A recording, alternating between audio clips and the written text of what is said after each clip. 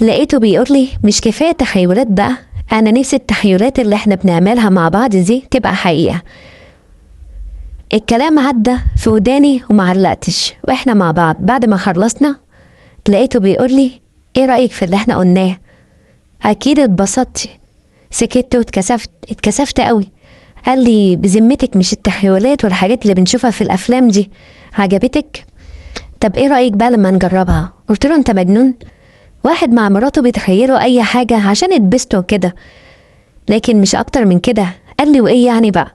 إيه يعني لما نعمل اللي احنا بنتخيله ده؟ شوفي بقى مجرد ما بنتخيل ونبقى مبسوطين ازاي، وبتوصلي لمرحله انا ببقى حاسس بيكي، وانا كمان على فكره. ما بالك بقى لو تبقى حقيقه. قمت وسبته، انا متضايقه وزعلانه، وكمان خصمته. يمكن قعدت 10 ايام ما بكلموش، فين وفين لما قعد يصالح فيا، وفين وفين لما انا كلمته ورضيت ان انا يعني اتكلم معاه واتصالح معاه. كان صعب قوي اللي بيقولولي ده. ازاي اتخيل نفسي ماشي عديتها، لكن انا يبقى التخيل ده حقيقي؟ صعب قوي. المهم تعدي الايام وعادي، انا متجوزة عن حب، بقالي فترة مستنية. كان مسافر بره يعني عشان يجهز نفسه، والدي غصب عليا ان انا اتجوز غيره عشان هو يعني بقاله فترة كبيرة، وانا صممت ان انا لازم اتجوزه. وفعلا نزل بعد فترة. كبرنا في السن، انا كنت عندي 35 زي ما بيقولوا كده، خلاص عنست، بس ما كانش بيهمني كلام الناس. ونزل واتجوزته. كنت مبسوطة جدا وكانت حياتنا طبيعية، بس جوزي من النوع اللي بيمل من الموضوع ده. كان دايما يقولي انا بحب التجديد، احنا لازم نجدد. عادي بين اي اتنين متجوزين لازم يبقى فيه تجديد وتغيير. وبدأ بالافلام اياها، وبعد كده بدأ يتخيل ويقولي تخيلي نفسك لو انتي مع حد تاني. قلت له معقولة في واحد يقول لمراته كده؟ قال لي يا ستي تخيلي كده وانا بتفرج عليكي، او انتي مع اتنين، ايه رأيك؟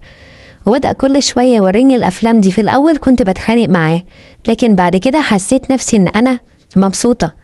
بدأت أقول لنفسي هو أنا فيا إيه؟ هو أنا كده يعني مش مؤدبة ولا إيه؟ بعدين أرجع أقول عادي، الواحدة يعني مع جوزها عادي. بدأنا نعمل الموضوع ده وإحنا بنتخيل. كل ما يوريني فيلم، يعني فيلم 3 مع بعض أو كده، يتخيل ويقولي تخيلي إن أنتي في الموقف ده.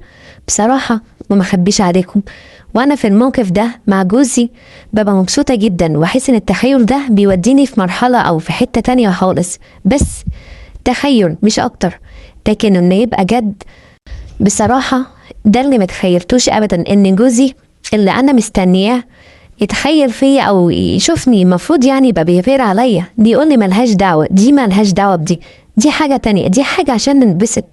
ايه المشكلة؟ المهم قعدت فترة ما كلموش، وبعد كده اتصالحنا وجابني هدايا وجاب لي حاجات حلوة كتير. وقال لي ايه رأيك بقى؟ قلت له تاني؟ قال لي تاني وتالت. انا مش هسيبك غير ما تقتنعي بالفكرة، الفكرة دي صدقيني هتتبسطي منها جدا.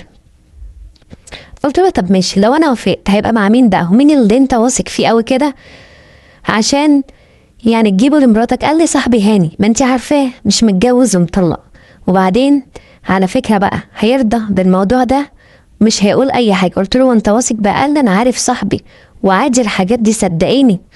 المهم سكت، وانا عارفة هاني ده بصراحة شاب زي القمر، يعني شاب البنت كده او الواحدة تشوفه تخليها تفكر فيه تفكير تاني خالص.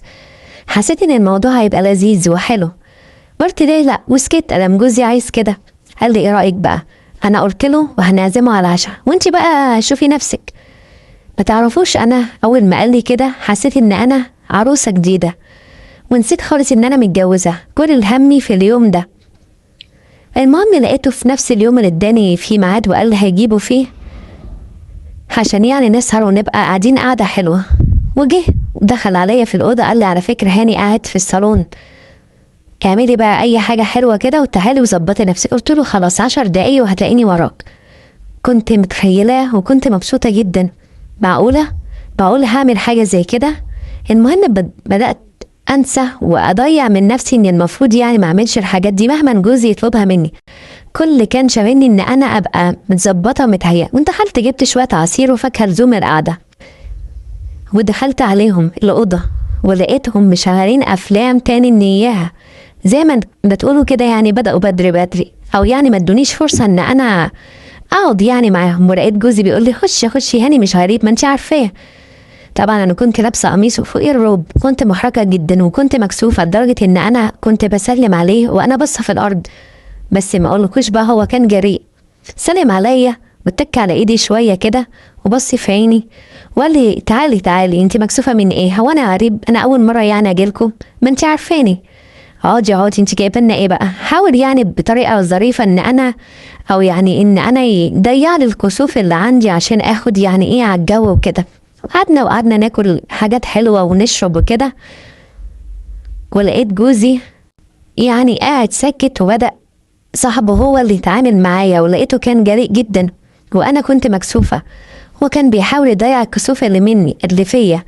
جوزي طبعا قام معاه، بس اكتر حاجه كانت بتحصل من صاحبه، هو كان جريء وكان جوزي سايبه يتعامل هو في كل حاجه. وانا معاه في وسط الموضوع ده وجوزي قاعد، طبعا لقيت جوزي ماسك تليفونه وعمال يصور.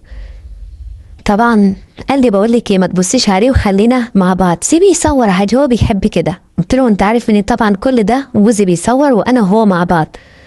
قال لي بقول لك ايه، بكره احكي لك عن جوزك بس مش وقته. والموضوع خلص وجوزي صور وجوزي قام وكان مبسوط جدا من الموضوع ده. وانا ما حبيش عليكم اتبسطت، يمكن اتبسطت اكتر ما بتبسط مع جوزي.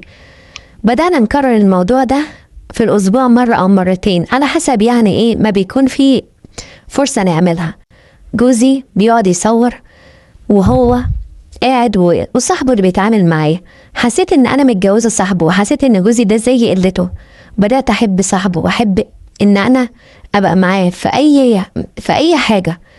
بدأنا كمان نتكلم من ورا جوزي، بدأت اروح له في الشقه عنده وقت ما يكون جوزي في الشغل وكده وده واخد اجازه مثلا، ونتقابل مع بعض. وحسيت ان انا مش متجوزه صاحبه ومش متجوزه جوزي. حسيت ان جوزي ده مش راجل وان اللي صاحبه ده هو الراجل وهو جوزي وهو كل حاجه. بصراحه اتبسطت معاه ومتعني وحسسني ان انا واحده ست، لدرجه انه كان بيغير عليا. وبنتقابل في شقته عشان جوزي ما يقعدش يصورنا بقى ويقعد باصص لنا وناخد راحتنا. فضلت على الموضوع ده معاه فتره كبيره، لدرجه ان انا قلت له انا عايزه اتطلق واتجوزك انت، انا حاسه ان انت جوزي، انا يعتبر انت جوزي مش هو.